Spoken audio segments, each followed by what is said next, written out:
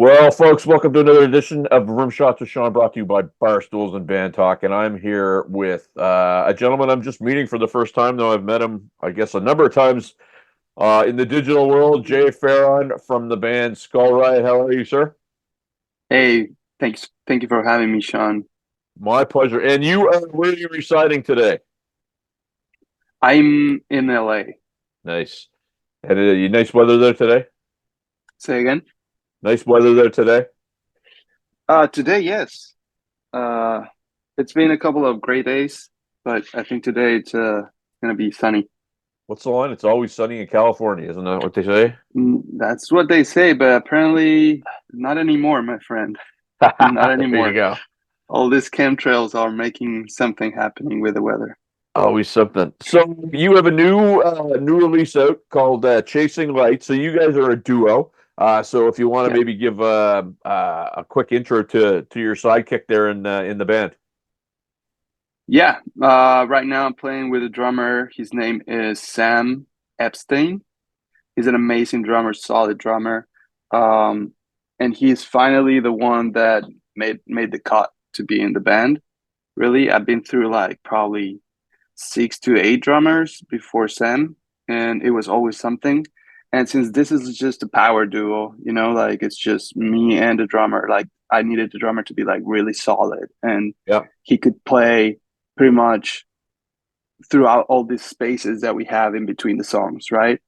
But still keep a good foundation for everything else that's happening. And I'm very lucky to have Sam with me. I'm very lucky to have found him, and I think we're doing a good job live. We just had a show this past Saturday at Universal Bar and Grill here in LA, and we've been having a lot of positive feedback live as well. So I'm happy, man. I'm happy where this is going. We're excited. There's a lot of music coming out pretty soon. We just released our latest single, which is "Chasing Lights." It came out last Friday, and it's doing well. People is receiving it with a lot of excitement. Um, a video will be coming out next month, and after that, we'll be releasing an EP with the first 3 singles, plus maybe a couple of songs, extra songs. So I'd be interested to get your strategy. So you release the song comes out, then you're going to do a video for the same song. I'm assuming. Correct. Was that part of your strategy ahead of time, or is that just the way things worked out? We've been doing that throughout since the first release. So we just want like the attention for the single to be out at least for a couple of weeks, so that people will listen to the song, stream it, and get some feedback and on whatnot, and then release it, release the video for that song after, so that the focus would be now on the video and the the promotion and the publicity and all of that would be on the video now, and then for another 2 weeks or so, and then repeat, and then release another single, and then release the video, etc., etc. That give us a lot of like content also for social media to work with, and different ways for us to keep promoting the song throughout that month.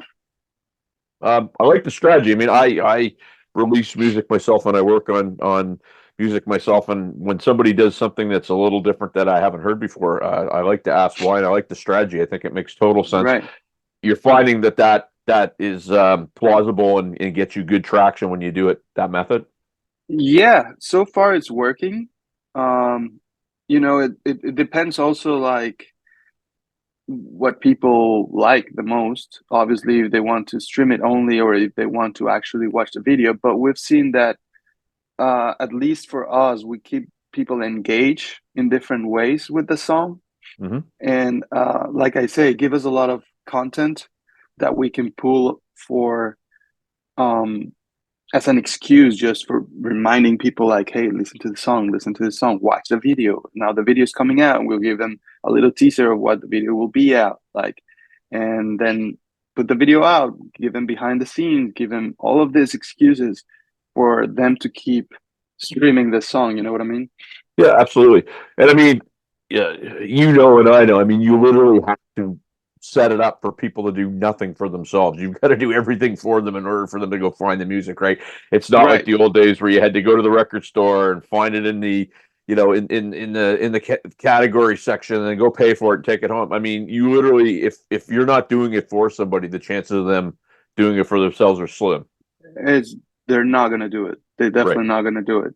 You have to be in their faces, and I hate it from in one point because I'm not a kind of person that will be um like on your face saying like, "Hey, listen to my music, listen to my music, listen." Like I'm the kind of guy of like, "Hey, this is what I do. If you want to listen to it, Right. please go ahead," right?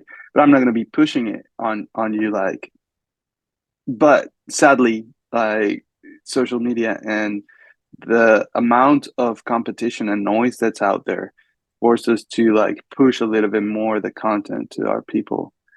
I think there's better ways to do it, and I still believe that playing live is the best way to get to fans or to Mhm. new fans, to new real fans.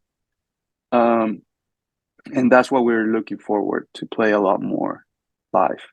And that's a good point because everybody gets caught up in numbers, and there's some people that are getting real numbers, organic numbers, and there's other people that are using bots and different sorts of things. But at the end of the Yeah, day, the it's the thousand dedicated fans. You have the thousand dedicated fans they always talk about. You right.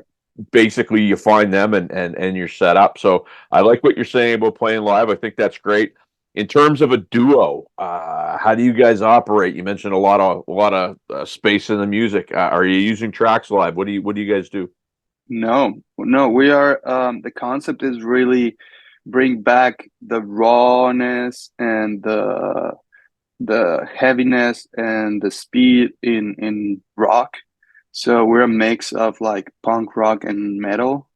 Um, since it's only two of us, like I play bass, I split the signal and go through guitar amps as well, so I can play with all that.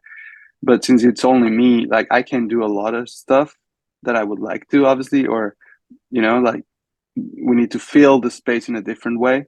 So that forced me in this project to obviously orient the music into riffs. Hmm. So it's a very riff oriented music to keep the people engaged, to keep the music going, and to keep the bass as well in there. Um, but we don't use tracks at all. I don't like tracks. It's always I play in other bands with tracks, and it's always a pain in the ass. To be honest, it's either everybody is locked in, but if something happened, like oof, train wreck. Well, I'm I'm, Be I'm a dr- careful. You better be know the song because if not, like oh my gosh, it's Well, it's it's I'm a a whole drummer mess. myself. I'm a drummer myself, and when I play live, we use a click track. We don't use tracks, but use a click track. It's usually the guitar player that says, "Oh, I'm going to play with the drummer," and I'm always like, "Are you?" Because I can hear what you're doing, and I hear the click track, and I hear myself, and then I hear some other things, and so And I know what it's you're saying. Yeah, and it's just yeah, it could be interesting. So I get that. but at least that click track you can say like oh f the click and Yeah, we'll turn it you off. Yeah, keep playing. yeah, But yeah, when you have tracks behind you, like and you somehow get off that click, then now it's a mess because yeah, now if you stop those tracks, like people will notice, and if you're off, then people will notice. That's yeah. an No, advantage of not playing with the tracks, at least I think. Like you can improvise, you can get off the show a little bit and still people will like it. And you and I feel like the music is something that's alive. It breathes by itself. So it's natural for a band to like speed up towards the chorus, come down a little bit on the verses, and do this little play of like pull and release. With tracks, you can't do that. Like you're like always the same, and yeah. it could be a little bit emotionless. I feel to a point. Yeah, and I think too with the invention of auto tune, where I hear drum tracks that sound so precise. They sound like a drum machine, and it's a real player, but you know that everything's being kind of Yeah, manipulated. everything's quantized. Yeah. Right. And so you're right. There's no real feel or groove or, part of the brilliance of any track is that human element where somebody might have a little mistake here or there and it's left behind. It's Right. right. Right. It's part of it. Yeah. Absolutely. So Chasing Light. So what my viewers, if who haven't heard this song, and they will, Right. describe this song and what they're going to hear. This is a little bit more of a thrash metal oriented kind of vibe. Um, Again, since we don't have guitars, we don't have like big solos or stuff like that, but it's a very powerful song from beginning to end, and it's just we touch on that mysticism on legends of rockers just selling their soul to the devil to have success. Yeah. Um, I was watching the other day that movie called American Satan. I don't know if you ever Okay. watch it. Um, and I was like, oh damn, this is just exactly like the song. Like this is just exactly what I was trying to say. But it goes to touch a little bit of that story behind Crossroads and becoming the best guitar in the world just because you sold your soul to the devil, and people think they've done it like Zeppelin or Sabbath or Rolling Stones or you know all of that. So that's the story behind it. Um, and yeah, it's just a fast, powerful song. So you mentioned playing live and building your audience through live playing. So, um, you know, and you mentioned you played this past weekend. How often have you guys been able to play? Because I talk to bands and they're still trying to get shows, and Right. then I talk to other bands that are playing quite a bit. So what's your Well, your schedule been like? we're a brand new band, man. We're just barely starting as a band, um, and as a project itself. This is our third single ever, and this was our second show ever. So we've been playing together for like at least a couple of months or 3 months, um, and we had two shows already. We're trying to do at least a show a month. I think that's a cool strategy for now, for people to come see us and for us to promote correctly the show as well. Have enough time in between shows.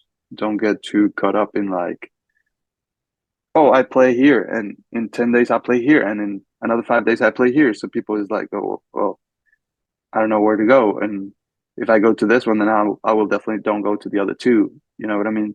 I do, yeah. Um, so for now, I think we're trying to do like just once a month, and that'll get us like enough to play with. If it's outside LA, then we'll definitely take something in between. That will obviously work.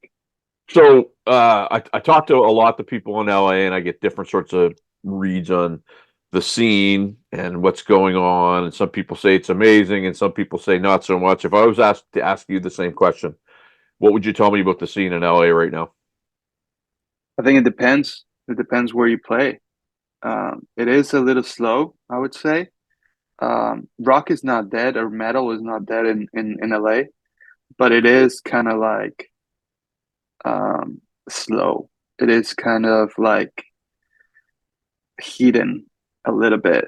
You need to go to the right places to get a hold of it and to really feel the scene. I just went to see Armor Saint the other day at El Rey Theater, and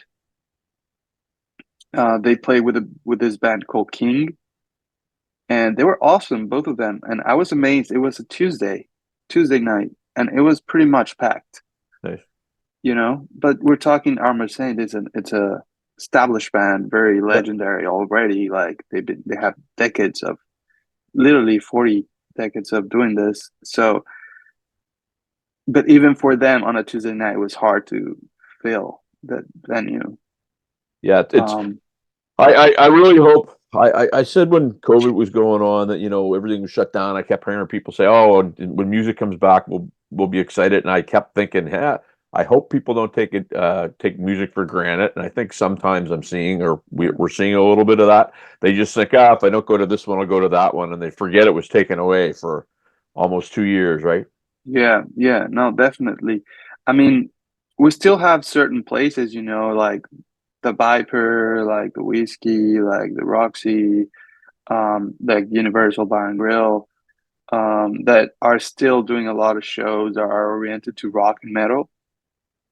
But now you also see them opening to like hip hop and opening to like Right. pop and like, and when I saw that, I was like, oh damn, then this is not going well. Because Yeah, you know, like if you're an established rock place and you need to open for hip hop, then it just says that whatever rock it's coming through the door is not big enough or is not grabbing the attention of enough people to keep it as a rock establishment.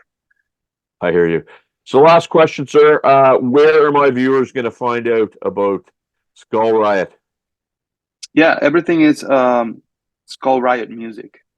You can find us on Instagram, YouTube, and that's it.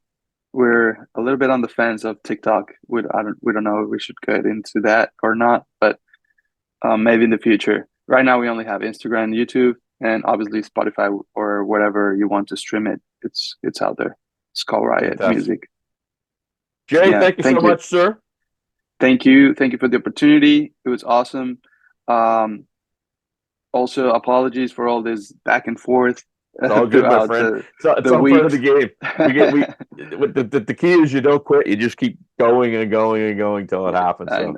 I know. I appreciate it, but it's great meeting you, man. Finally. You too, man. Peace out. Hopefully we can see each other again. Yes, sir. Peace. Thank you for the opportunity. Bye.